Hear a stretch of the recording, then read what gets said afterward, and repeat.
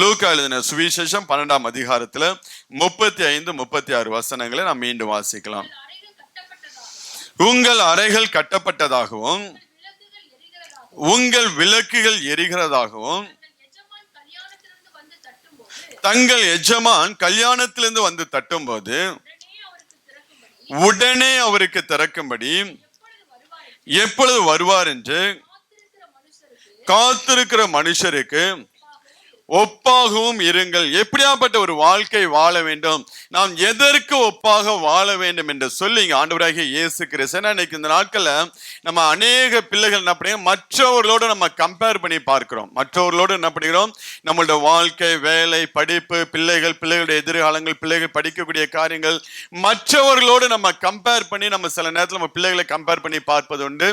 அதே போல நம்மளும் மற்றவர்களோட வாழ்க்கை, நம்ம ஆபீஸ்ல இருக்கும்போது அடுத்தவனுக்கு ப்ரொமோஷன் கிடைச்சது நம்ம கம்பேர் பண்ணி பார்ப்போம். அவனோட நல்லா வேலை பார்க்குறேன், நல்லா தான் இருக்கிறேன், சின்சியரா இருக்கிறேன், ஆனாலும் எனக்கு ஏன் கிடைக்கல என்று சொல்லி நம்ம மற்றவர்களோடு கம்பேர் பண்ணி பார்ப்பது உண்டு. ஆனால் ஆண்டவராகிய இயேசு கிறிஸ்து, நீ யாரோடு நீ உன்னை கம்பேர் பண்ணி கொள்ள வேண்டும், நீ யாரோடு உன்னை ஒப்பிட்டு பார்க்க வேண்டும் என்று சொல்லி ஆண்டவர் சொல்கிறான்டா.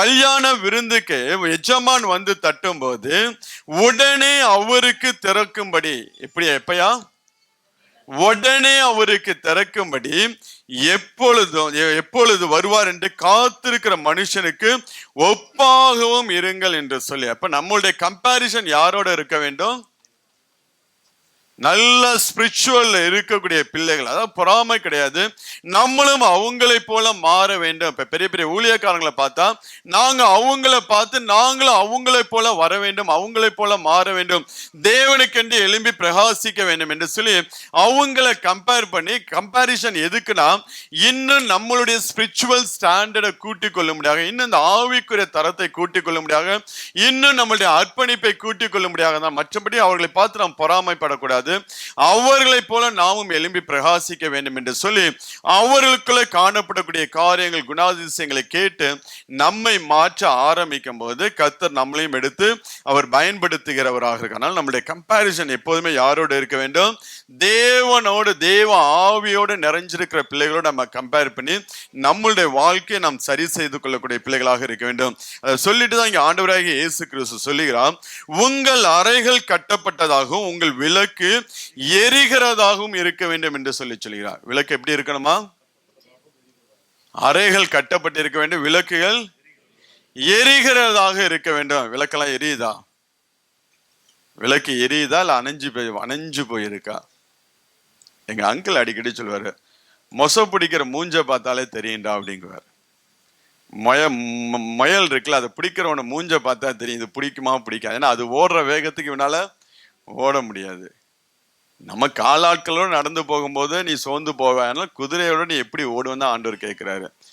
இப்ப நம்மளுடைய விளக்கு எரிகிறதாக காணப்பட வேண்டும். அதான் இங்க ஆண்டவர் சொல்லுங்க, நம்மளுடைய விளக்கு அறைகள் கட்டப்பட்டதாகவும் விளக்கு எரிகிறதாகவும் இருக்க வேண்டும்.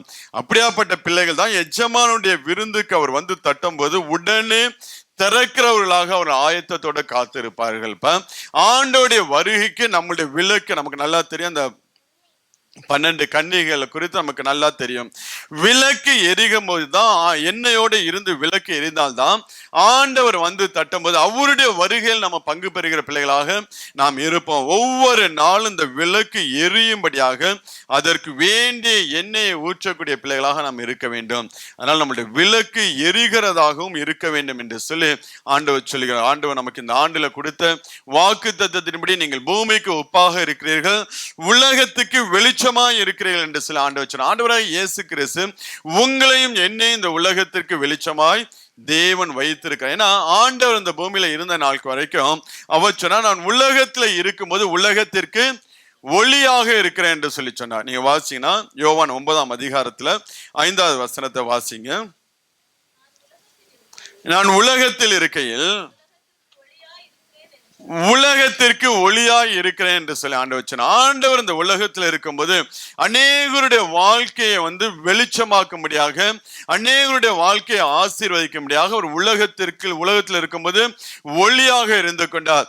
அவர் இந்த பூமியை விட்டு கடந்து போனதுக்கு அப்புறம் இந்த உலகத்துடைய எல்லா மனிதனுடைய பாவங்கள், சாபங்கள் எல்லாவற்றையும் கல்வாரி சிலுவையில சுமந்து தீர்த்து மரித்து அடக்கம் பண்ணப்பட்ட 3ஆம் நாள் உயிரோடு எழுந்து ஆண்டவர் பரலோகத்துக்கு போனதுக்கு அப்புறம் ஆண்டவர் சொன்னார், நீங்கள் தான் இந்த உலகத்திற்கு வெளிச்சமாய் இருக்கிறீர்கள். அதாவது ஆண்டவர் அவருடைய ஸ்தானத்துல நம்மளை வைத்து விட்டு கடந்து சென்றிருக்கிறார். யாருடைய ஸ்தானத்துல? அவருடைய. நான் உலகத்துல இருக்கும்போது உலகத்திற்கு ஒளியா இருக்கிறேன், நீங்கள் இந்த பூமியில் இருக்கிற நாட்கள்லாம் உலகத்திற்கு வெளிச்சமாய் இருக்கிறீர்கள் என்று சொல்லி ஆண்டவர் அந்த ரெஸ்பான்சிபிலிட்டி, அந்த உத்தரவாதத்தை நம்முடைய கருத்துல கொடுத்து விட்டு ஆண்டவர் கடந்து சென்றிருக்கிறாருங்க. இன்னைக்கு நம்ம வெளிச்சமா இருக்கிறோமா? இன்னைக்கு நம்ம விளக்கு எரிகிறதாக காணப்படுகிறதா? ஒவ்வொரு நாளும் இந்த விளக்கு எரிந்து கொண்டே இருக்க வேண்டும் என்று சொல்லி ஆண்டவர் பிரமாணமாக நமக்கு சொல்லி இருக்கிறார். இன்னைக்கு நாம் அப்படியாப்பட்ட பிள்ளைகளாக நாம் மாற வேண்டும். நாம் உலகத்திற்கு வெளிச்சமாய் இருக்கிறீர்கள் என்று சொல்லி ஆண்டவர் சொன்னார். ஏன்னா நீங்க வெளிச்சம் என்பது எவ்வளவு முக்கியம் என்பதை நாம் புரிந்து கொள்ள வேண்டும். வெளிச்சங்கிறது எவ்வளவு முக்கியம். நம்ம இப்ப இங்க எல்லாம் முடிச்சு வீட்டுக்குள்ள போகும்போது என்ன பண்ணுவோம்? முதல் லைட்டை தான் போடும், அதுக்கப்புறம் தான் பாக்கி. வீட்டை திறந்த உடனே நான் போடக்கூடியது லைட்டை தான் நம்ம போடுவோம். அதே போல வெளிச்சம் என்பது ஒவ்வொரு மனுஷனோட வாழ்க்கையிலும் மிக மிக மிக முக்கியமா இருக்கிறது. அவனுக்குள்ள வெளிச்சம் இல்லாதனாலதான் இருளில நடந்து அவர்கள் நரகத்துக்கு போகக்கூடிய பிள்ளைகளாக வெளிச்சத்தின் பாதைகளை அறியாதனால்தான் அவர்களுடைய பாதைகள் எல்லாம் இருளின் பாதைகளாக இருந்து கொண்டிருக்கிறது. ஏன்னா நீங்க ஆதியாகமம் 1ஆம் அதிகாரத்துல முதல் 4 வசனத்தை நீங்க வாசிங்கன்னா ஆண்டவர் முதலாவது அங்க என்ன பண்ணுகிறார்? எதை சரி செய்கிறார் என்றால் வெளிச்சத்தை சரி செய்கிறவராக இருக்கிறார். வாசிங்க 1ல இருந்து. ஆதியிலே தேவன் வானத்தையும் பூமியையும் சிருஷ்டித்தார். பூமியானது ஒழுங்கின்மையும் வெறுமையுமாய் இருந்தது, ஆழத்தின் மேல் இருள் இருந்தது. தேவ ஆவியானவர் ஜலத்தின் மேல் அசைவாடி கொண்டிருந்தார். தேவன் வெளிச்சம் உண்டாக கடவுள் என்றார். வெளிச்சம் உண்டாயிற்று. வெளிச்சம் நல்லதென்று தேவன் கண்டார்.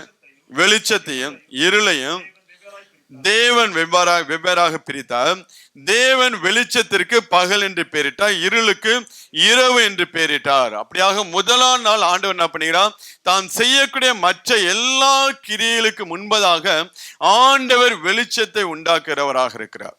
அதாவது முதலாவது வசனம் ஆதியில தேவன் வானத்தையும் பூமியையும் சிருஷ்டித்தார். 2வது வசனம் பூமியானது ஒரு ஒழுங்கின்மையும் வெறுமையுமாய் இருந்தது, ஆழத்தின் மேல் இருள் இருந்தது, தேவ ஆவியானவர் ஜலத்தின் மேல் அசைவாடி கொண்டிருந்தார். ஆண்டோடைய முதல் படைப்பு, அதாவது முதலாவது வசனம் என்பது தூதர்களுடைய காலம். 2வது வசனம் தான் மனிதர்களுடைய காலங்கள் ஆரம்பிக்குது. முதல் வசனங்கிறது தூதருடைய காலம். முதல் வசனத்துக்கு 2வது வசனத்துக்கு எத்தனையோ யுகங்கள், எத்தனையோ ஆண்டுகள் அந்த இடத்துல இருக்கு. நம்ம ஆதியில தேவன் வானத்தையும் பூமியும் சிருஷ்டித்தார். அடுத்த வசனம் பூமியை ஒழுங்கின்மையும் வெறுமையுமாய் இருந்தது என்று சொல்லி அங்க சொல்ல. இதுக்கு இடைப்பட்ட நாட்கள்ல தூதர்கள் இருந்த காலம். தூதன் பாவம் செய்து அவன் தள்ளப்பட்ட போது பூமி ஒழுங்கின்மையும் வெறுமையுமாக மாறினது என்று சொல்லி நாம் பார்க்க முடியும். ஏன்னா ஆதியில தேவன் வானத்தையும் பூமியும் சிருஷ்டித்து தூதர்களை உண்டாக்கி தூதர்கள் தேவனை ஆராதித்து கொண்டிருந்தார்கள். ஏதேன் தோட்டம் என்பது ஆதாமை உண்டாக்கும் போது உண்டாக்கப்பட்ட தோட்டம் அல்ல, ஆதியிலே உண்டாக்கப்பட்ட தோட்டம் ஏதேன் தோட்டம். முதல் வசனத்துல வசனம் சொல்லுகிறது பார்த்தீங்களா? ஆதியிலே தேவன் வானத்தையும் பூமியையும் சிருஷ்டித்தார் என்று சொல்லி எல்லாவற்றையும் அழகாக நேர்த்தியாக பூரணமாக தேவன் படைத்து வைத்திருந்தார். என்னைக்கு அந்த லூசிபர் தூதன் பாவம் செய்தானோ அன்னைக்கு அது ஒழுங்கின்மையும் வெறுமையுமாக மாறினது. ஆனால் படைக்கும் போது ஆண்டவர் சிருஷ்டிக்கும் போது எல்லாம் பூரணமாக தான் தேவன் படைத்து வைத்தார். இப்ப முதல் வசனம் நீங்க வாசிங்கன்னா எசேக்கியேல் 28ஆம் அதிகாரத்துல 12-13 வசனத்தை வாசிங்க.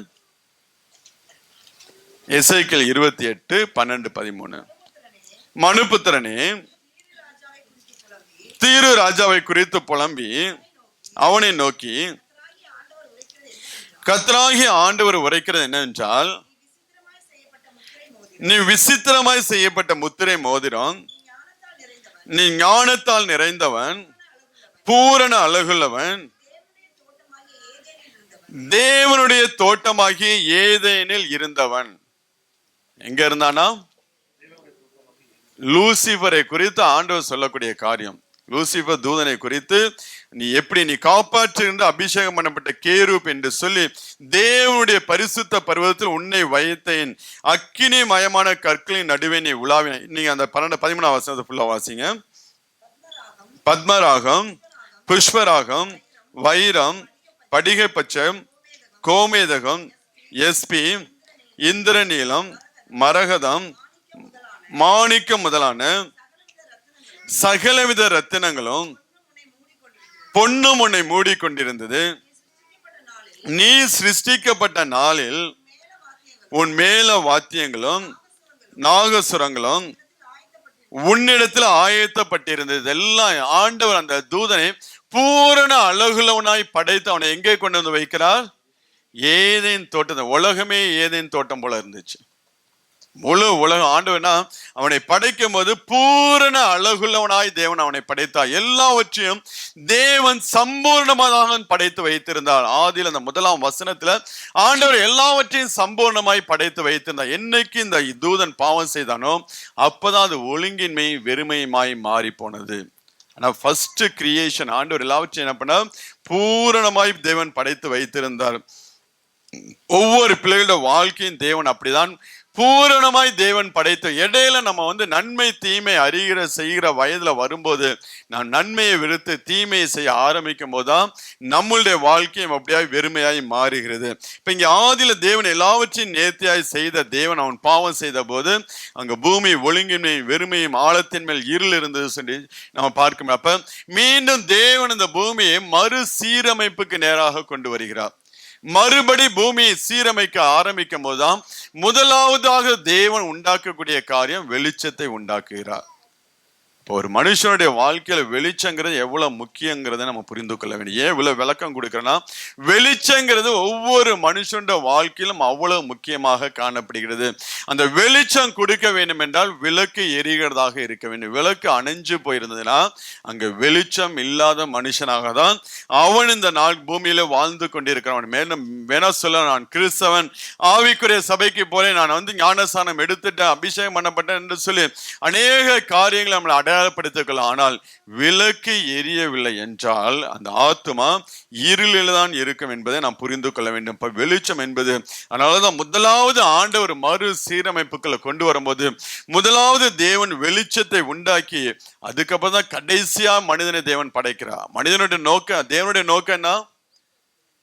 மறு சீரமைப்பு கொண்டு வரும்போது ஆண்டவருடைய நோக்கம் என்ன? தன்னுடைய சாயலாக மனுஷனை படைக்க வேண்டுங்கிறதான் தேவனுடைய முக்கியமான நோக்கம். அது முக்கியமான மெயின் பிரியாரிட்டியாக இருந்தால் கூட முதலாவது வெளிச்சத்தை உண்டாக்குறார். அதுக்கப்புறம் தான் எல்லாவற்றையும் மறு சீரமைப்புகளை கொண்டு வந்தான்.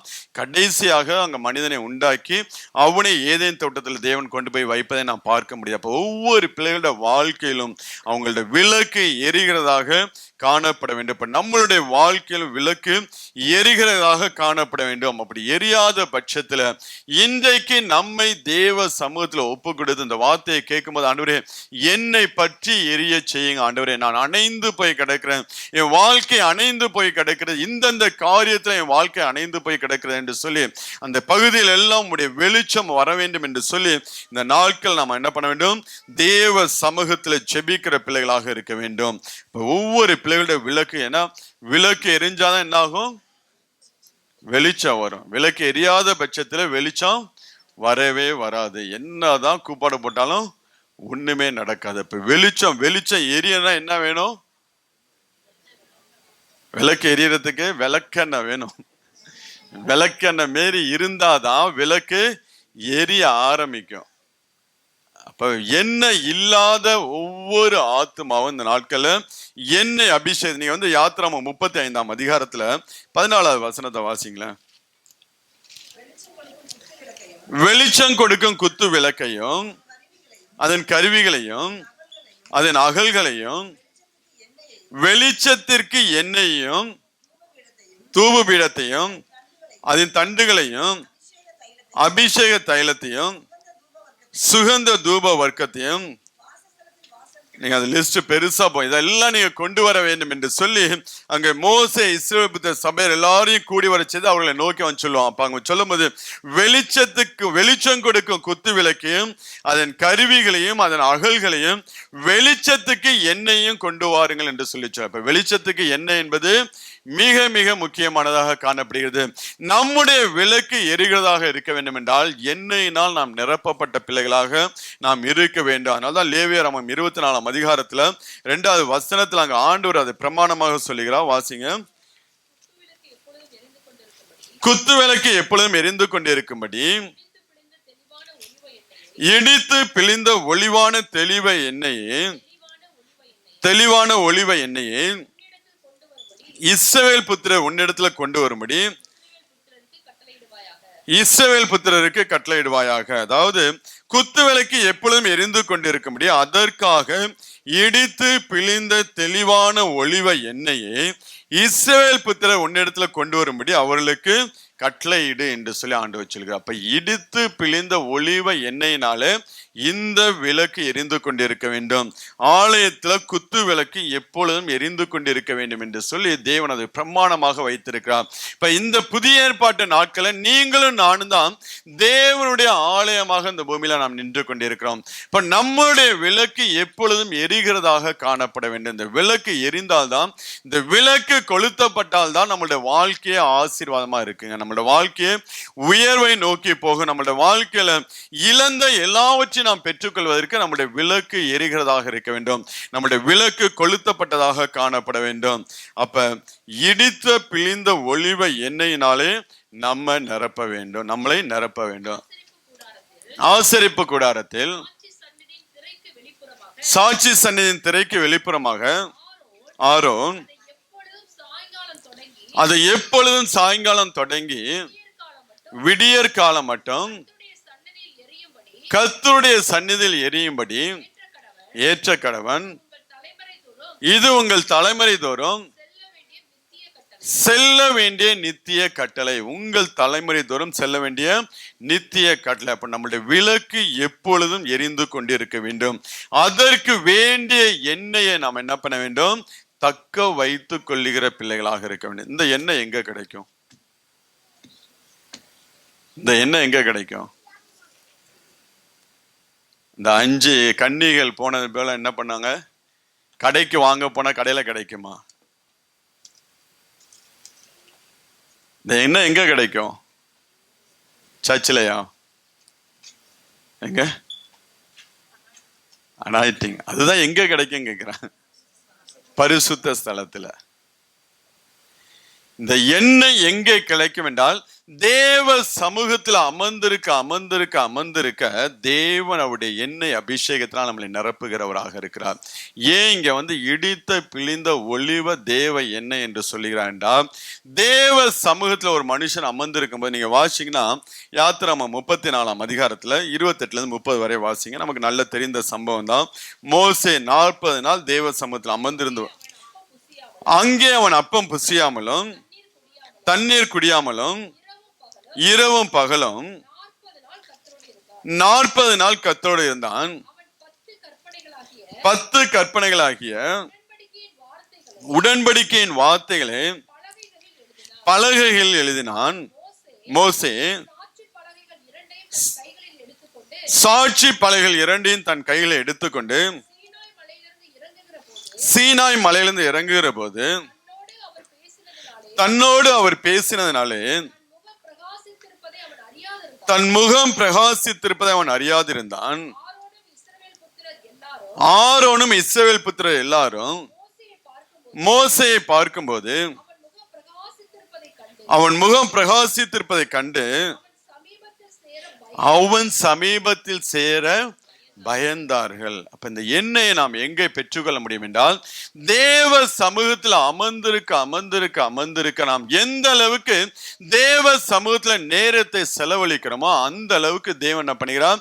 எண்ணெய் அபிஷேகத்தினால தேவன் நம்மளை நிரப்புகிறவராக இருக்கிறார். இங்கே கர்த்தர் மோசையோடு பேசினதுனால அவன் முகம் பிரகாசிப்பதை அவன் அறியாதிருந்தான் என்று சொல்லி, இப்ப தேவ சமூகத்தில் அமர்ந்திருக்க தேவன் நம்மளோடு இடைபட ஆரம்பிக்கும் போது நம்மளுடைய ஆவியெல்லாம் உடைய ஆரம்பிக்குங்க.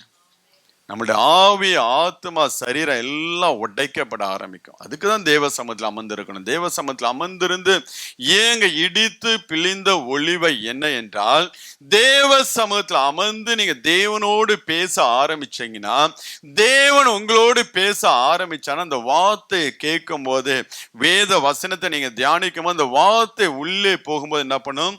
நம்மளை அடிச்சு உடைக்கும். உடைக்குதா உடைக்க மாட்டேங்குதா? வசனம் உடைக்க முடியாது. அதனால நான் குத்துறேன். வசனம் உடைச்சதுன்னா எனக்கு வேலை கம்மி.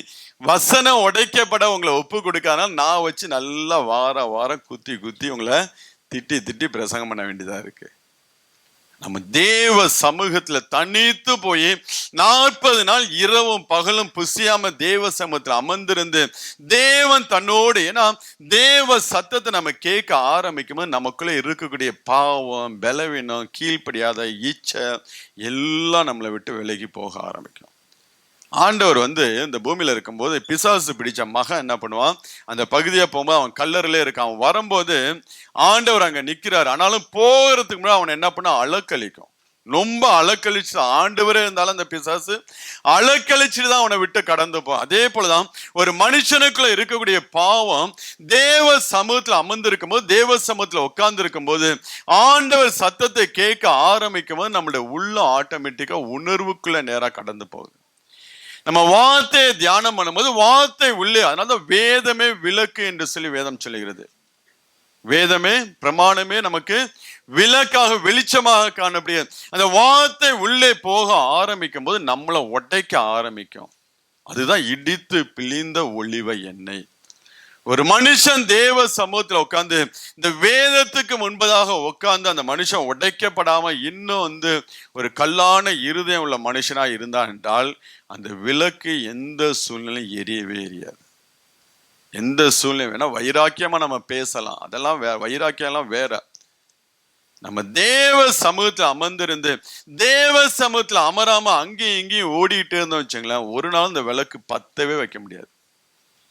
ஏன் அதிகமா நான் சபையில ஜெபத்தை வைக்கிறேன், பிரேயர் எதுக்கு நம்ம சபை கூடல் மற்ற சபையை காட்டிலும் இங்க உங்களை அதிகமா நான் கஷ்டப்படுத்துறதுங்கிறது எனக்கு நல்லாவே தெரியுது.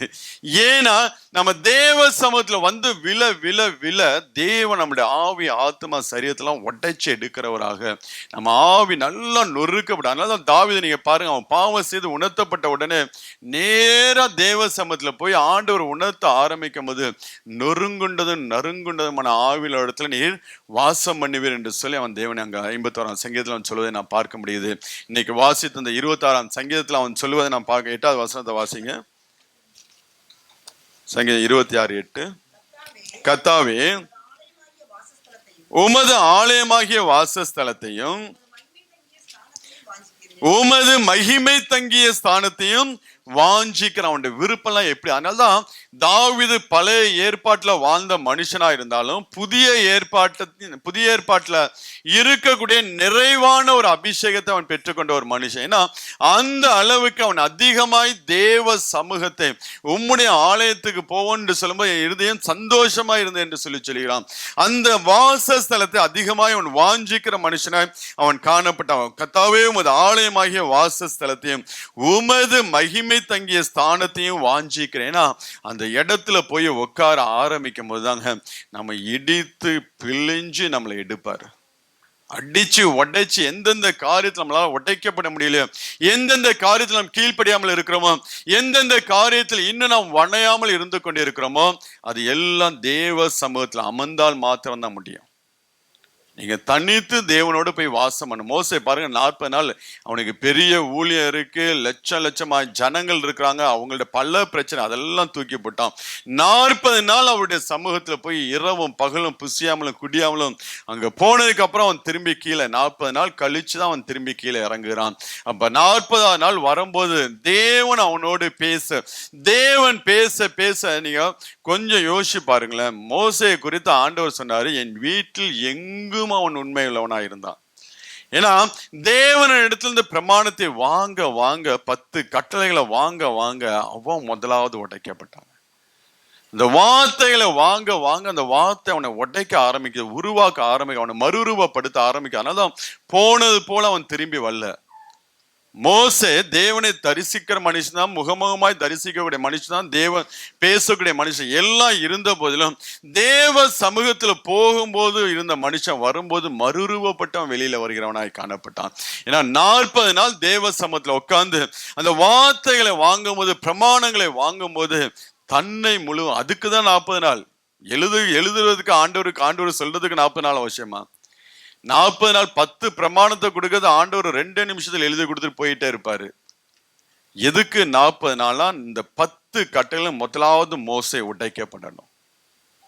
முதலாவது தேவன் அவருடைய சமூகத்துல வைத்து முதலாவது இவனை உடைச்சி அனுப்பினாதான் இவன் போய் மற்றவங்களை சரிப்படுத்தும். நீ ஆயத்தப்படும், உன்னோடு கூட்டின உன் கூட்டத்தை ஆயத்தப்படுத்த ஆண்டவர். அப்ப முதலாவது மோசே ஆயத்தப்பட வேண்டும், மோசே உடைக்கப்பட வேண்டும், அவனுடைய விளக்கு எரிய வேண்டும், அவனுடைய எண்ணெய் நிரம்பி வழிய வேண்டும் என்று சொல்லிதான் 40 நாள் தேவ சமூகத்துல வைச்சு அவனை நிரப்பி வார்த்தைகளை கொடுத்து தேவன் அவனோடு முகமுகமாய் பேசும்போது ஒவ்வொரு வார்த்தைகளை வாங்கி எழுத ஆரம்பிக்கும் போது, ஏன்னா அந்த ஹிந்தி ஊழியத்துல அந்த சிஸ்டர் டிரான்ஸ்லேட் பண்ணும்போது சில பிரசங்க அவங்க சொல்லுவாங்க, பிரதர் நீங்க உங்க வார்த்தை முதலாவது என்ன உடைக்கும், அதுக்கப்புறம் தான் என்னோட வார்த்தை வெளியில போகும். என்னுடைய டிரான்ஸ்லேஷன் நான் உள்ள வாங்கும் போது அந்த வார்த்தை என்ன பலப்படுத்தி, என்ன பலப்படுத்த அந்த பலத்தோடு அந்த வார்த்தையை நான் ஜனங்களுக்கு டிரான்ஸ்லேட் பண்ணி சொல்லுவேன் என்று அவங்க அடிக்கடி சொல்லுவாங்க அந்த வார்த்தையை. இப்ப தேவ சமூகத்துல அமர்ந்து மோசே அந்த வார்த்தைகளை வாங்க வாங்க வாங்க அவனுடைய விளக்கு எரிய ஆரம்பிச்சிச்சு. இப்ப தேவ சமூகத்தில் நாம் எந்த அளவுக்கு நேரத்தை செலவு பண்ணுகிறோமா, நம்ம உட்கார்ந்து அரை மணி நேரம், ஒரு நாளைக்கு 1 மணி நேரம் கூட நீங்க ஜெபிக்கலைன்னா உங்க விளக்கு எப்படிங்க எரியும்? உங்களுக்குள்ள என்ன எப்படி இருக்கும்? கொஞ்சம் யோசிச்சு பாருங்க. நீங்க 1008 காரணம் சொல்லலாம், நீங்க 24 hours பிஸியா இருக்கலாம், ஆனாலும் தேவ சமூகத்துக்கு நேரத்தை செலவு பண்ணலைன்னா எல்லாமே தொலைஞ்சு போய் தான் இருக்கும். உங்களுக்கு அடுத்த பாயிண்ட்டுக்கு நான் வரேன். இந்த விளக்கு கொளுத்தப்படாத வரைக்கும் எல்லாமே தொலைஞ்சுதான் இருக்கு, எதையுமே நீங்க தேடி கண்டுபிடிக்க முடியாது. இப்ப தேவ சமூகத்துல நேரத்தை செலவு பண்ணி அவருடைய சமூகத்துல அமர்ந்திருந்து வேத வார்த்தைகளை பெற்றுக்கொண்டு அந்த வேத வார்த்தைகள் உள்ளே போய் நம்மளை உடைச்சு நொறுக்க ஆரம்பிக்கும் போதுதான் அந்த ஆவி, அந்த ஆத்துமாக்குள்ள உள்ள விளக்கு அது எப்பொழுதும் எரிஞ்சுக்கிட்டே இருக்கும், அது வெளிச்சம் கொடுத்துக்கிட்டே இருக்கும். அந்த வெளிச்சத்துல அநேகர் ஆசீர்வதிக்கப்படுவதை நாம் பார்க்க முடியும். அதனாலதான் நீங்க இன்னும் வாசிங்க, என்னாகமம் 6ஆம் அதிகாரத்துல 25, 26 வசனத்தை வாசிங்க. கர்த்தர் தம்முடைய முகத்தை உன்மேல் பிரகாசிக்க பண்ணி உன்மேல் கிருபையா இருக்க கடவர்.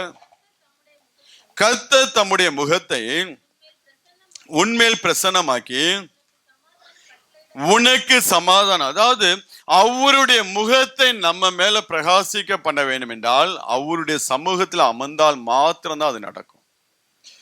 நீங்க தேவ சமூகத்துல வேதத்தை எடுத்து நீங்க உட்கார்ந்து நீங்க தனித்து தேவ சமூகத்துல உட்கார்ந்தாதான், நீங்க அவரோட நேரத்தை செலவு பண்ண ஆரம்பிச்சாதான் அவருடைய முகத்தின் பிரசன்னமும் பிரகாசமும் உங்க முகத்துல பட ஆரம்பிக்கும், உங்க ஆத்மாக்குள்ள பட ஆரம்பிக்கும். உங்க ஆத்மா உடைக்க ஆரம்பிக்கும் போது உங்க ஆத்மா அது எரிந்து பிரகாசிக்கக்கூடிய ஒரு விளக்காக இருக்கும். அதனால்தான் அங்க லூக்கா 12:35 சொல்லும் போது உங்க விளக்கு எரிகிறதாக இருக்க வேண்டும், கொளுத்தப்பட்டு இருக்க வேண்டும் என்று சொல்லி ஆண்டவர் சொல்கிறார். விளக்கை கொளுத்தி என்று சொல்லி நம்ம இந்த வாக்கு தத்துவத்துல விளக்கை கொளுத்தி அதை தண்டின் மேல் வைப்பார்கள் என்று, விளக்கு தண்டின் மேல் வைப்பார்கள் என்று சொல்லப்படுகிறது. அப்ப நம்ம விளக்கு எரிய வேண்டும் என்றால் தேவ சமூகத்தில் அதிகமாய் நேரத்தை செலவு பண்ணுகிற பிள்ளைகளாக, வேதத்தை வாசிக்கிற பிள்ளைகளாக, வேத வார்த்தை உள்ளே சென்று நம்மளுடைய ஆவி ஆத்மா சரீரத்தெல்லாம் இடித்து உடைச்சு நொறுக்க ஆரம்பிக்கும் போது தேவன் அங்கே தன்னுடைய அபிஷேகத்தை ஊற்றுகிறவராக இருக்கிறார். அந்த விளக்கு எரிகிறதாக காணப்படும். ஏன்னா ஒரு மனுஷனுடைய விளக்கு எரிஞ்சாதான் அந்த மனுஷனுடைய வாழ்க்கையில உயர்வை நாம் பார்க்க முடியுங்க. இல்லைன்னா அங்க ஓடிக்கிட்டு தான் இருக்கணும், உயரவே முடியாது. ஏன் நம்மளோட வாழ்க்கையில ஒரு ஸ்திரத்தன்மை வர மாட்டேங்குது? ஏன் நம்மளோட வாழ்க்கை உயர மாட்டேங்கிறது? ஏன் நம்மளுடைய குடும்பம் முன்னேற மாட்டேங்குதுன்னா காரணம் நமக்குள்ள எரிய வேண்டிய விளக்கு எரியாமல் அமர்ந்து போயிருப்பதனாலதான். அந்த விளக்கை மட்டும் நீங்க எரிய விட்டுட்டீங்கன்னா அந்த வெளிச்சம் உங்க குடும்பத்துல பிரகாசிக்க ஆரம்பிக்கும். அதான் நம்ம வாசிங்க அந்த லூக்கா நம்ம வாக்குத்தத்த வசனத்தை மத்தேயு 5ஆம் அதிகாரத்தில். நீங்கள் உலகத்துக்கு வெளிச்சமாய் இருக்கிறீர்கள். மலையின் மேல் இருக்கிற பட்டணம் மறைந்திருக்க மாட்டாது.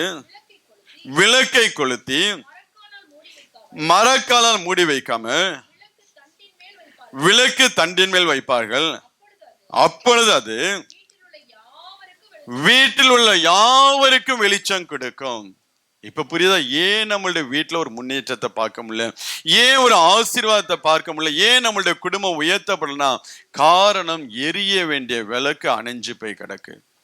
பிரகாசிக்க வேண்டிய விளக்கு, அநேகருக்கு பிரகாசத்தை கொடுக்க வேண்டிய விளக்கு, தன்னுடைய வாழ்க்கையில பிரகாசத்தை கொடுக்க வேண்டிய விளக்கு அணைஞ்சு போயிருக்கிறதுனாலதான் அங்க ஒரு உயர்வை பார்க்க முடியல. இங்க வசனம் அழகா சொல்கிறது, விளக்கை கொளுத்தி மரக்காலால மூடி வைக்காமல் விளக்கு தண்டின் மேல் வைப்பார்கள். விளக்கு என்ன பண்ணுவாங்க? விளக்க கொளுத்தி அது உயர்த்தப்படும். தண்டுங்கிறது தாழ்வான இடமா மேடான இடமா? மேலான உயர்வான இடம். அது எல்லாருக்கும் வெளிச்சம். அப்ப விளக்கு எரிய ஆரம்பிச்சுன்னா ஆட்டோமேட்டிக்கா உயர்வு நம்மளோட வாழ்க்கையில உண்டாகுங்க. நம்ம உயர்வை தேடி அங்கேயும் இங்கேயும் ஓட வேண்டிய அவசியமே கிடையாது. இப்ப நம்மளுடைய விளக்கு எரிகிறதாய் காணப்பட்டால் ஆட்டோமேட்டிக்கா நம்மளுடைய வாழ்க்கையில உயர்வை நாம் பெற்றுக்கொள்ள முடியும். நம்மளுடைய குடும்பம் உயர்த்தப்படும். விளக்கு தண்டின் மேல் தேவன் என்ன பண்ணுவார்?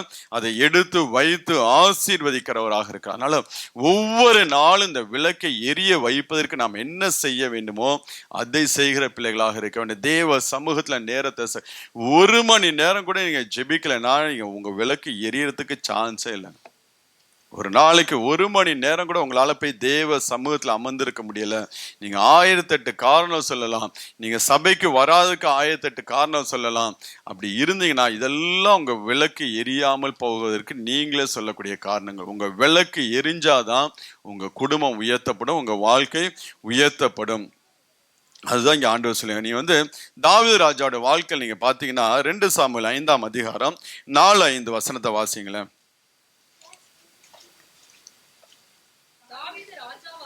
தாவீது ராஜாவாகும் போது 30 வயதாய் இருந்தான். 40 வருஷம் ராஜ்யபாரம் பண்ணினான். அவன் எப்ரோனிலே யூதாவின் மேல் 7 வருஷமும் 6 மாதமும் எருசலேமிலே சமஸ்த இஸ்ரவேல் மேலும் யூதாவின் மேலும் 33 வருஷமும் ராஜ்யபாரம் பண்ணினான். 33 வருஷம் சமஸ்த இஸ்ரவேல்ல. 7 வருஷம் 6 மாதம் என்ன பண்ணினான்? அவன் எப்ரோன்ல மாத்திரம் ராஜாவாக இருந்தான். தாவீது ராஜாவாக அபிஷேகம் பண்ணப்பட்ட போதிலும் நீங்க வாசிங்கன்னா 2 சாமுவேல் 3ஆம் அதிகாரம் 39ஆம் வசனத்தை வாசிங்க. நான் ராஜாவாக அபிஷேகம் பண்ணப்பட்டவனாய் இருந்த போதிலும் நான் இன்னும் பலவீனன். செரியாவின் குமாரராகிய இந்த மனுஷர் என் பலத்துக்கு மிஞ்சினவர்களா இருக்கிறார்கள்.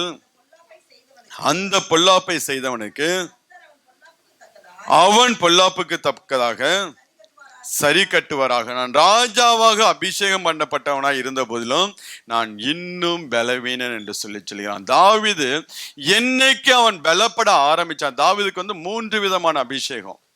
முதலாவது சாமுவேல் கொண்டு வருவான், அப்புறம் எப்ரோன் மேல, அப்புறம் சமஸ்த இஸ்ரவேல் மேல் கொண்டு மூன்று விதமான அபிஷேகம். அந்த அபிஷேகத்துல வளர வளர வளரதான் சமஸ்த இஸ்ரவேலுக்கு அவன் ராஜாவாக அந்த ஆசீர்வாதம் முழுவதும் உயர்த்தப்படுகிறான். முழு ஆசீர்வாதம் பெற்றுக்கொள்கிறான். ஏன் அவங்களுக்கு சொன்னா 7.5 வருஷம் என்ன பண்ணிக்கிறான்? எப்ரோன் மாத்திரம்தான். ஏன்னா இன்னும் பலவீனம். நீங்க அந்த 5ஆம் அதிகாரத்துல 10ஆவது வசனத்தை வாசிங்க. தாவீது நாளுக்கு நாள் விருத்தி அடைந்தான். சேனைகளின் தேவனாகிய கர்த்தர் அவனோட கூட இருந்தான். அவன் வாழ்க்கையில அந்த ஆவிக்குரிய வாழ்க்கையில அபிஷேகத்துல வளர வளர வளரதான் அவன் சமஸ்த இஸ்ரவேல் மேல ராஜாவாக அபிஷேகம் பண்ணப்பட்டான். அது வரைக்கும் என்ன பண்ணா? அவன் உயர்த்தப்படலைங்க. ஏன்னா அபிஷேகத்துல வளர ஆரம்பிக்கும் போதுதான் உங்களுடைய எண்ணெய் குறையாது. உங்களுடைய எண்ணெய் குறையாமல் இருக்கும் போதுதான் உங்களுடைய விளக்கு இன்னும் நல்லா பிரகாசிக்க ஆரம்பிக்கும். உங்க விளக்கு பிரகாசிக்க ஆரம்பிக்கும் போதுதான் உங்களுடைய வாழ்க்கையில உயர்வை நீங்கள் பெற்றுக்கொள்ள முடியும். அதுதான் இங்க தாவீதோட வாழ்க்கை நாம் கற்றுக்கொள்ள முடியும்.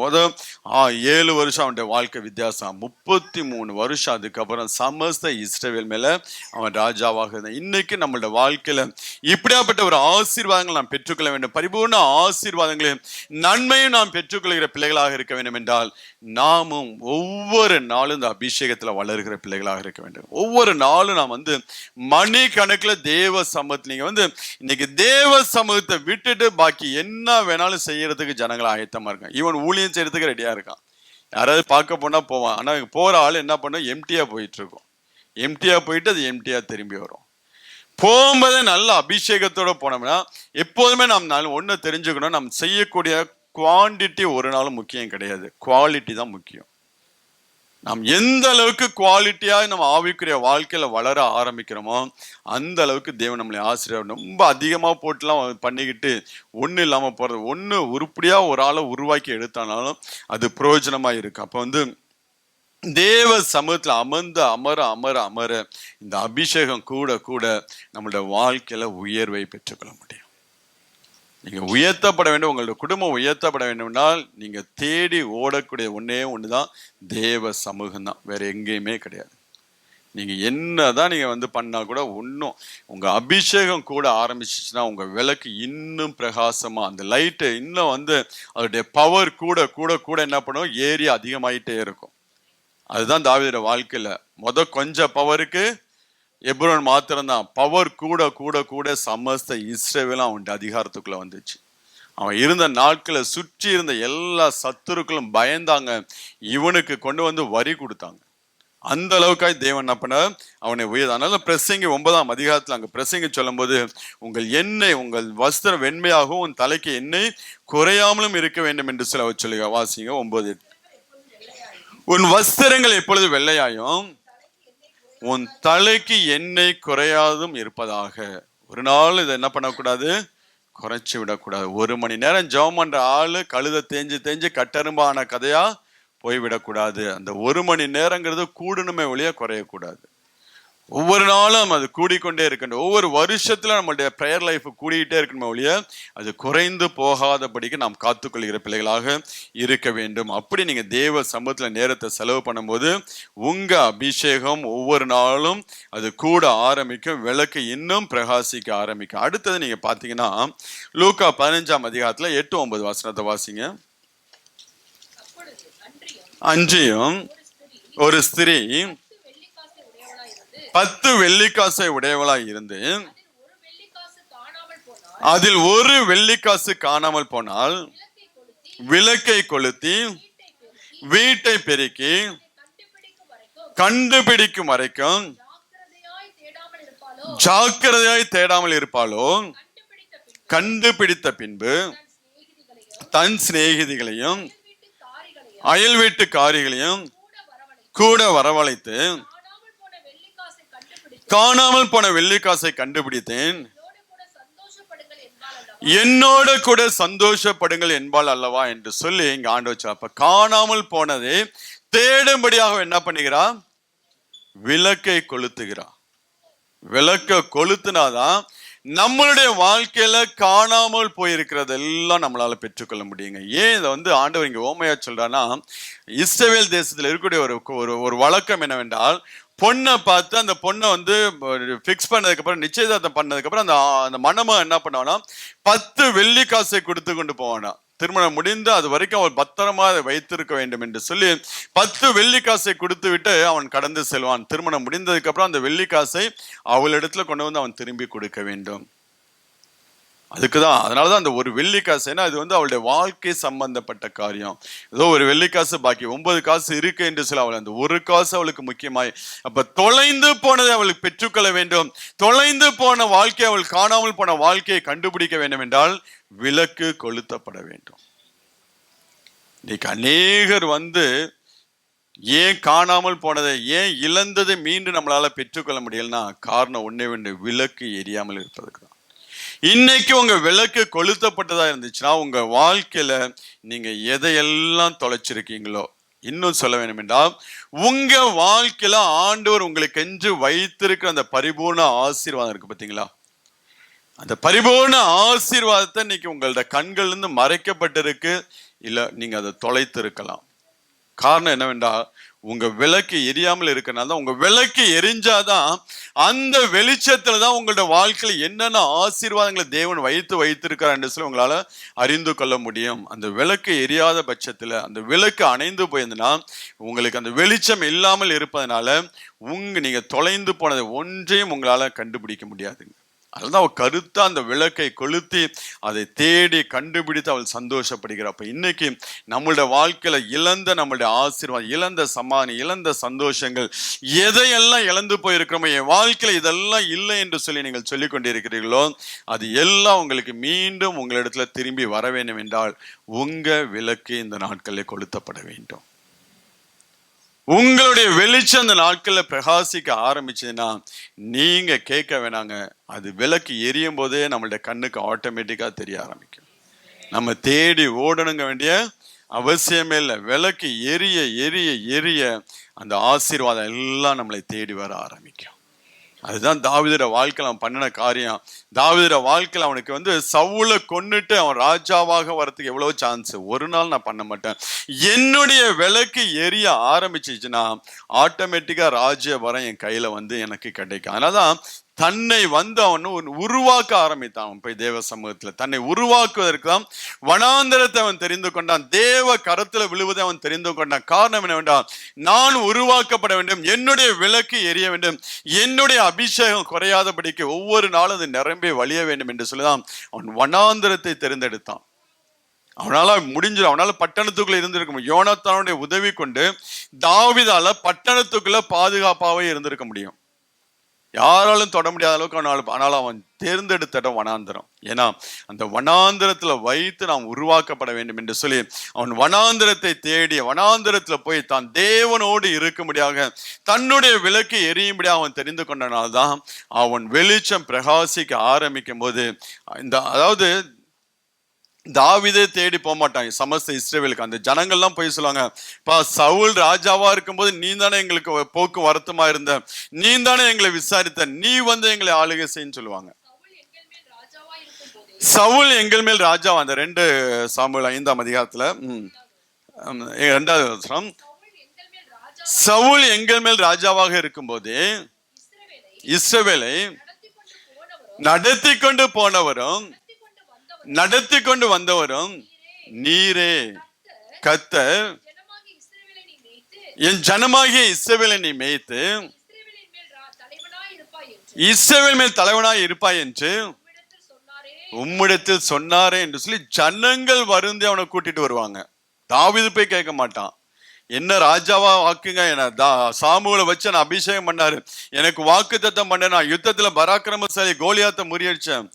ஒன்னும் அங்க தாவீது போய் பேசவே மாட்டான். அவன் செஞ்சதெல்லாம் ஒண்ணுதான், தன்னுடைய விளக்கு எரியும்படியாக செஞ்சாங்க. வேற ஒண்ணுமே அவன் சொல்ல. ஜனங்கள் போய் அவனை அழைத்து கொண்டு சமஸ்த இஸ்ரவேல் மேல அவனை ராஜாவாய் அபிஷேகம் பண்ணுவாங்க. இன்னைக்கு நம்மளுடைய வாழ்க்கையில தொலைந்து போய் இருக்கிறதெல்லாம், நம்மளுடைய வாழ்க்கையில நம்முடைய கண்களுக்கு மறைவாக காணப்படுகிற தேவன் நமக்கென்று வைத்திருக்கிற ஆசீர்வாதங்கள் எல்லாம் நாம் பெற்றுக்கொள்ள வேண்டும் என்றால் நாம் செய்ய வேண்டிய ஒன்னே ஒன்று, நம்முடைய விளக்கு கொளுத்தப்பட்டதாகவும் அது வெளிச்சம் கொடுக்கிறதாக காணப்பட வேண்டும். என்றைக்கோ பெற்ற அபிஷேகத்துல இன்னைக்கும் வண்டி ஓடாம இன்னைக்கும் நம்மளுடைய அபிஷேகத்தை புதுப்பித்துக் கொள்ள வேண்டும். இன்னைக்கு அந்த எண்ணெய் புது எண்ணெயினால் நாம் நிரப்பப்பட வேண்டும். ஒவ்வொரு நாளும் தேவன் இன்னும் அபிஷேகம், அந்த அபிஷேகத்துக்கு அளவே கிடையாதுங்க. நம்ம அதை மெஷர் பண்ணவே முடியாது. அபிஷேகத்தை இவ்வளவுதான். எவ்வளவு பெரிய ஊழியக்காரங்களா உலகத்தை அசைத்தவர்களும் இன்னும் அவங்க வாஞ்சிப்பாங்க, இன்னும் நிரப்பப்பட வேண்டும் என்று சொல்ல தேவ சமூகத்துல போய் இருப்பாங்க. ஒரு நாளும் திருப்திப்படவே மாட்டாங்க. அதே போலதான் நம்ம தேவ சமூகத்துல போய் இன்னும் அமர்ந்திருந்த ஆண்டவரே உங்க அபிஷேகத்தினால உங்க பிரசன்னத்தினால என்னை நிரப்புங்க, உங்க முகத்தின் வெளிச்சத்தை என் மேல இன்னும் பிரகாசிக்க பண்ணுங்க என்று சொல்லி கேட்க ஆரம்பிக்கும் போது கர்த்தர் இன்னும் மகிமையினால தேவன் நம்மளை நிரப்புகிறவராக இருக்கிறார். அந்த மகிமை, அந்த வெளிச்சம், அந்த விளக்கு எரிய ஆரம்பிச்சிச்சுன்னா அந்த நம்மளுடைய குடும்பம் முழுவதும் அந்த வெளிச்சத்தை கொடுக்கக்கூடியதா இருக்கும். நம்மளுடைய பிள்ளைகளுடைய வாழ்க்கையில தேவன் வைத்திருக்கிற எல்லா ஆசீர்வாதத்தை நம்முடைய கண்கள் காணும்படியாக தேவன் கிருபை செய்வார். நம்முடைய கண்கள் கண்டு. அதனால்தான் நீங்க தாவீது பாருங்க, அவன் வாழ்க்கை முடியும் போது சாலமோனை அரண்மனையில் அந்த சிங்காசனத்துல ஏற்றி அவனுடைய கண் காணும்படியாக தேவன் கிருபை செய்கிறவர். ஏன்னா தேவன் வைத்திருக்கிற ஆசீர்வாதம் ஒரு நாளும் மறைஞ்சிருக்காது. நம்ம விளக்கு எரிய ஆரம்பிச்சிச்சுன்னா நமக்கு உண்டான ஆசீர்வாதம் ஒரு நாளும் மறைஞ்சிருக்காதுங்க. நம்ம செய்ய வேண்டியதெல்லாம் நம்மளுடைய விளக்கு எரியும்படியாக நம்ம வெளிச்சம் கொடுக்கக்கூடிய பிள்ளைகளாய் மாற ஆரம்பித்தோம் என்றால் நம்ம இழந்த எல்லாவற்றையும் இரட்டத்தனையாக பெற்றுக்கொள்ள முடியும். எதுவும் நம்ம கையை விட்ட ஒரு நாளும் தாவீது நீங்க பாருங்க, அப்சலோம் வந்தான், ராஜ்யத்தை பிடிச்சான், அவன் கவலைப்படவே இல்லையே. எங்கேயாவது போய் அழுது ஐயோ போச்சான் அழுதானா? ஒரு நாள் அல்ல. மீண்டும் ஓடுனா வனாந்திரத்துக்கு, இன்னும் நான் எதுல சரிப்பட வேண்டும், இன்னும் நான் என்ன செய்ய வேண்டும் என்று சொல்ல மீண்டும் வனாந்திரத்துக்கு போய் தன்னை கர்த்தருக்குள்ள எடுத்து நிறுத்த ஆரம்பிச்சான். அதனால்தான் தேவன் அவனுடைய ராஜ்யை பார்த்து அவன் கையில கொடுத்து அதை ஸ்திரப்படுத்த 40 ஆண்டு காலம் பரிபூர்ண 40 என்பது ஒரு பரிபூர்ண நாட்கள் 40 ஆண்டு காலம் அந்த அவன் ராஜாவாக இருந்து அவன் ஓட்டத்தை ஓடி முடிச்சவனாக தான். அப்ப நம்மளுடைய வாழ்க்கை இன்னும் நாம் அபிஷேகத்துல வளருகிற பிள்ளைகளாக இன்னும் தேவ சமூகத்துல தனித்து நீங்க போய் வாசம் பண்ணிடுங்க. நீங்க போய் உட்கார்ந்தாலே போதும். நீங்க துதிக்க வேணாம், ஜெபிக்க வேணாம், ஒண்ணும் பண்ண. நீங்க ஆண்டவரே உம்மோட நான் நேரத்தை செலவு பண்ண முடியாத உங்களுடைய சமூகத்துல வந்து உட்கார்ந்து என்னுடைய பலவீன என்னால துதிக்க முடியல, என்னுடைய பலவீனால உண்மை ஆராதிக்க முடியல ஆண்டவரே, என்னுடைய பலவீனம் முழு இருதயத்தோடு உம்மோட உறவாட முடியல ஆண்டவரே, ஆனாலும் உங்களுடைய சமூகத்துல வந்து அமர்ந்திருக்கேன், என்ன நீங்க பலப்படுத்துங்க என்று சொல்லி நீங்க தேவ சமூகத்துல போய் அமர்ந்திருந்தீங்கன்னாவே போதும். அவருடைய பிரசன்னம், அவருடைய பிரகாசம் என்ன பண்ணும், உங்கள் மேல பறக்க ஆரம்பிக்கும். உங்கள் மேல அது பட ஆரம்பிக்கும் போது ஆட்டோமேட்டிக்கா உங்க ஆவி, ஆத்மா, சரீரம் எல்லாம் உடைக்கப்பட ஆரம்பிக்கும். உடைக்கப்பட ஆரம்பிக்கும் போது அந்த உடைக்கப்பட்ட அந்த அனுபவத்துல இருக்கும்போது உங்களுக்குள்ள ஆண்டவர் வந்து வாசம் பண்ண ஆரம்பிப்பார். உங்களுக்குள்ள வாசம் பண்ண ஆரம்பிக்கும் போது அந்த விளக்கு எரியக்கூடியதாக காணப்படும். அதிகமாய் தேவ சமூகத்தை தேடி ஓட ஆரம்பிங்க. கர்த்தர் உங்களை ஆசீர்வதிப்பார். அடுத்து நம்ம ஒரே ஒரு வசனத்தை வாசித்து லூக்கா 11ஆம் அதிகாரம் 34 36 வரை உள்ள வசனத்தை வாசிக்கலாம். கண்ணானது சரீரத்தின் விளக்காய் இருக்கிறது. உன் கண் தெளிவாய் இருந்தால் உன் சரீரம் முழுவதும் வெளிச்சமாய் இருக்கும். உன் கண் கெட்டதாய் இருந்தால் உன் சரீரம் முழுவதும் இருளாய் இருக்கும். ஆகையால் உன்னிலுள்ள வெளிச்சம் இருளாகாதபடிக்கு எச்சரிக்கையாயிரு. அடுத்த வசனம் கூட, உன் சரீரம் ஒரு புறத்திலும் இருள் அடைந்திராமல் முழுவதும் வெளிச்சமாயிருந்தால் ஒரு விளக்கு தன் பிரகாசத்தினாலே உனக்கு வெளிச்சம் கொடுக்கிறது போல உன் சரீரம் முழுவதும் வெளிச்சமாய் இருக்கும் என்றார். அப்ப கண்ணானது சரீரத்துக்கு விளக்காய் இருக்கிறது. உன் கண் கெட்டதாய் இருந்தால் உன் சரீரம் முழுவதும் இருளாய் இருக்கும். உன் கண் தெளிவாய் இருந்தால் உன் சரீரம் முழுவதும் வெளிச்சமாய் இருக்கும். கண் கெட்டதாய் இருந்தால் சரீரம் முழுவதும் இருளாய் இருக்கா. அப்ப கண்ணை நாம் காத்து கொள்கிற பிள்ளைகளாக, கண்களினாலே பிசாசு நமக்குள்ள கொண்டு வரக்கூடிய எல்லா இச்சைகளுக்கு நம்ம விலக்கி காத்து கொள்கிற பிள்ளைகளாக, நாம் கண் கண்டு நம்ம இச்சிக்கக்கூடிய காரியத்தை எல்லாம் சென்று அடைய. சாலமோன் சொல்லாம பார்த்தேன், என் கண்ணுக்கு இச்சித்ததை நான் ஒன்றே என்ன பண்ணல, தடை பண்ணவில்லை, விளக்கவில்லை என்று சொல்லி எல்லாவற்றையும் அனுபவித்தான எல்லாம் எனக்கு மாயையாக காணப்படுகிறது. அதனால நம்மளுடைய கண்களுக்கு இந்த நாட்கள்ல கடிவாளம் போட வேண்டும். உன் கண்களுக்கு என்ன பண்ண வேண்டும், கழிக்க வேண்டும். இப்ப ஒரு கடிவாளம் போடப்பட்ட பிள்ளைகளாக எல்லாவற்றையும் பார்த்துட்டு எல்லாவற்றையும் அங்க பார்க்கணும், அந்த இடம் நல்லா இருக்கு அங்க போகணும், அந்த ஊரு நல்லா இருக்கு அந்த ஊரை போய் பார்க்கணும்.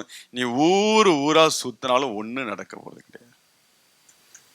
நீ தேவ சமூகத்தை நம்ம கண்ணில் பார்க்கக்கூடிய எல்லா காரியத்தையும் நம்ம வந்து அனுபவிக்கணும்னு நினைச்சோம்னா நம்மளுடைய சரீரம் ஆட்டோமேட்டிக்கா எப்படி இருக்கும், இருளாய் இருக்கும்.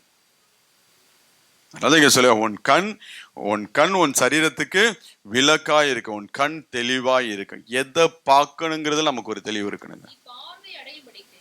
போதும், எதை பார்க்க வேண்டுங்கிறத குறித்து நமக்கு தெளிவு இருக்க வேண்டும். இங்க போக வேண்டும், இதை பார்க்க வேண்டும், அவ்வளவுதான். அதுக்கு மேல ஏன்னா ஒரு நாள் நம்ம திருப்தி அடையவே மாட்டோம். இன்னைக்கு வந்து நம்ம வந்து என்ன சொல்றது, நம்மளுடைய கண்ணுக்கு நல்லா இருக்கு இந்த இடத்துக்கு போனா அடுத்த நாள் அதோட பெட்டர் பிளேஸ் தான் போகும். அதோட பெட்டர், இன்னும் எங்க நல்லா இருக்கு, இன்னும் எங்க நல்லா இருக்குன்னு சொல்லிதான். அதனால நோ சொல்ல ஆரம்பிச்சிட்டோம் வச்சுங்களேன், நம்ம கண் பார்க்கக்கூடிய காரியத்தை ஸ்டார்டிங்லேயே நோ சொல்ல ஆரம்பிச்சோம்னா மேற்கொண்டு நம்ம அதில் போய் மாட்டிக்கொள்ள மாட்டோம். ஆனால் கண் பார்க்கக்கூடிய எல்லாவற்றையும் நம்ம தேடி ஓடக்கூடிய பிள்ளைகளாக இருந்தோம் என்றால் ஆட்டோமேட்டிக்கா நமக்குள் இருக்கக்கூடிய வெளிச்சத்தை அதை கெடுத்து போடும். வெளிச்சம் வேண்டும் என்றால் தேவ சமூகத்தை ஓடணும், தேவனை தரிசிக்கிற பிள்ளைகளா இருக்க வேண்டும். பெற்றுக்கொண்ட வெளிச்சத்தை காத்துக்கொள்ள வேண்டும் என்றால் நம்முடைய கண் தெளிவா இருக்க வேண்டும். நம் கண்ணுக்கு ஒரு கழிக்கம் போட வேண்டும், நம் கண்ணுக்கு ஒரு கடிவாளத்தை போட்டு வாழ்கிற பிள்ளைகளாக பார்க்கக்கூடிய எல்லாவற்றுக்கும் நாம் செய்ய முடியாக நம்மளை ஒப்பு கொடுக்காதபடிக்கு நாம் இருக்க வேண்டாம். ரொம்ப ஜாக்கிரதை ஆகையால் அங்கே ஆகையால் உன்னில் உள்ள வெளிச்சம் இருளாகாதபடிக்கு எச்சரிக்கையாயிரு என்று சொல்லுகிறார். இன்னைக்கு அநேகர் நல்லா எலும்பி பிரகாசிக்க ஆரம்பிச்சு டக்குன்னு உட்காந்துருவாங்க. ஏன்னா அந்த எச்சரிப்பு இல்லாதனாலதான். எப்பொழுதும் நம்முடைய ஆவிக்குரிய வாழ்க்கையில ஒரு எச்சரிப்பு, ஒரு அவேர்னஸ் இருக்கணும். நாம் என்ன செய்து கொண்டிருக்கிறோம், நமக்குள்ள ஒரு தெளிவு இருக்கணும். நாம் என்ன செய்து கொண்டிருக்கிறோம், நாம் எதை நோக்கி நாம் போய் கொண்டிருக்கிறோம், நம்ம போகிற பாதை சரிதானா இல்லையா என்பதை குறித்து நமக்குள்ள ஒரு தெளிவு இருக்க வேண்டும். அதுக்குதான் அடிக்கடி தேவ சமூகத்தை விலகி ஓட ஆரம்பிச்சாலே ஆட்டோமேட்டிக்கா நமக்குள்ள என்ன பண்ண, நம்ம என்னைக்கு ஒரு மனுஷன் தேவ சமூகத்தையும் தேவனுடைய ஆலயத்தையும் விட்டுட்டு மற்ற காரியத்துக்கு நேரத்தை செலவு பண்ண ஆரம்பிக்கிறானோ அன்னைக்கு ஆட்டோமேட்டிக்கா அவனுக்குள்ள இருள் உள்ளே ஆளுகை செய்ய ஆரம்பிச்சிருச்சு. அது கொஞ்சம் உடனே தெரியாது, உடனே. ஏன்னா ஒரு பக்கம் இருள் இருக்கும், ஒரு பக்கம் வெளிச்சம் இருக்கும். கொஞ்சம் அந்த திரி கொஞ்சம் மங்கி எரிஞ்சாலும் அந்த வெளிச்சத்துல கொஞ்சம் ஓடிக்கிட்டு தான் இருப்போம். அது கொஞ்சம் குறைஞ்சு குறைஞ்சு குறைஞ்சு மொத்தமா அணையும் போதுதான் நமக்கு தெரியும், ஆக எங்கேயோ மாட்டிக்கிட்டோம் என்று சொல்லி. அதனால கொஞ்சம் இருள் ஆகும் போதே என்ன பண்ண வேண்டும், அதனால இங்க சொல்ல, நீ உன் சரீரம் இருளாகாதபடிக்கு எச்சரிக்கையா இரு. ஒவ்வொரு காரியத்திலும் எச்சரிக்கை வேண்டும். எதை செய்ய வேண்டும், எதை செய்யக்கூடாது, எங்கே இருக்க வேண்டும், எங்கே போக வேண்டும், எங்கே போகக்கூடாது என்று சொல்லி நாம் எச்சரிக்கையா இருக்க வேண்டும். அப்படி இருந்தோம் என்றால் இந்த வெளிச்சத்தை நாம் காத்துக்கொள்ள முடியும், இந்த அபிஷேகத்தை நாம் காத்துக்கொள்ள முடியும். தேவன் நம்ம மேல பிரசன்னமாகிற தேவனுடைய பிரசன்னத்தை நம்மளால காத்துக்கொள்ள முடியும். அந்த பிரசன்னம் நம்மளுடைய வாழ்க்கையில உயர்வையும், நாம் இழந்ததை, நாம் தொலைத்ததை எல்லாவற்றையும் தேடி நம்மளிடத்துல கொண்டு கொடுக்கக்கூடியதா இருக்குங்க. அதுதான் உன் கண் தெளிவாய் இருக்க வேண்டும் என்று சொல்லி ஆண்டவர் சொல்கிறார். எல்லாத்துக்கும் நம்ம போய் காரணத்தை தேடிட்டு இருக்க கூடாது. நமக்குள்ள கீழ்ப்படியக்கூடிய ஒரு இருதயம் இருந்துச்சுன்னு வச்சுங்களேன், காரணத்தை தேட மாட்டாங்க. கீழ்ப்படியக்கூடிய இருதயம் இல்லாத பட்சத்துல ஒவ்வொரு காரணம், ஒவ்வொரு விளக்கத்தை சொல்ல ஆரம்பிப்பாங்க. நம்ம ஒண்ணு சொன்னா அதுக்கு ஒரு விளக்கத்தை கொடுக்கு. ஏன்னா கீழ்ப்படியக்கூடிய மனசு இல்லை. கீழ்ப்படியக்கூடிய மனசு இருந்ததுன்னா உடனே அதுக்கு தன்னை ஒப்பு கொடுத்து தன்னை கீழ்ப்படிஞ்சு, ஓகே நான் என்னை சரிப்படுத்திக்கிறேன், நான் இனி செய்ய மாட்டேன் என்று சொல்லி தன்னை சரிவானா. அந்த இருதயம் இல்லாத பட்சத்துலதான் அதற்கு மேலும் மேலும் அதுக்கு விளக்கத்தை தேடி மேலும் மேலும் விளக்கம் கொடுத்து அதை பேசிக்கிட்டே இருப்பாங்க. அதனால நம்ம கீழ்ப்படுகிற பிள்ளைகளாக இருப்போம், அதிகமாய் தேவ சமூகத்தில் உட்கார்ந்து இருக்கிற பிள்ளைகளாக இருப்போம், அதிகமாய் அவருடைய சத்தத்தை கேட்டு நமக்குள் இருக்கக்கூடிய அபிஷேகத்தை பெருக பண்ண முடியாது நாம் செய்ய வேண்டும். அப்படி செய்யும் போது கர்த்தர் நம்மளை உயர்த்தி இன்னும் நாம் தொலைந்து இருக்கிற நம்முடைய கண்களுக்கு மறைவா இருக்கக்கூடிய எல்லா ஆசீர்வாதங்களை கொண்டு கொடுத்து தேவன் நம்மளை ஆசீர்வதித்து நடத்துவார்.